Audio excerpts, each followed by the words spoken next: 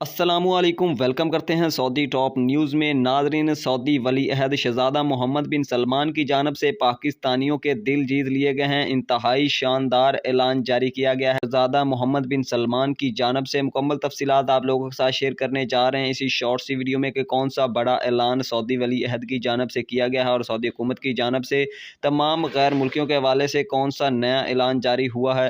Video को शुरू से आखिर तक लाजमी तौर पर देख लीजिएगा और अगर चैनल पर पहली बार आए तो चैनल को लाजमी तौर पर सब्सक्राइब कर लीजिएगा। साथ दिए गए बेल आइकन को तो आपने लाजमी तौर पर प्रेस कर लेना है ताकि नहीं आने वाली वीडियोस के अपडेट्स आप तक जल्द और आसानी तरीके के साथ पहुंच सकें। तो नाज़रीन, आप को बताते चले, सऊदी हुकूमत सऊदी वली अहद शहज़ादा मोहम्मद बिन सलमान की जानब से तमाम पाकिस्तानियों के हवाले से बहुत बड़ा ऐलान जारी किया गया, जिसके मुताबिक उनका कहना है कि साल 2023 में 3 लाख से ज़ायद वर्क वीज़े निकाले जाएंगे, बिलखसूस तमाम ऐसे पाकिस्तानियों के लिए जिनके पास कोई प्रोफेशन होगा या उनमें कोई ना कोई स्किल होगी। तो ऐसे तमाम लोगों के लिए 3 लाख वीज़े निकाले जा रहे हैं।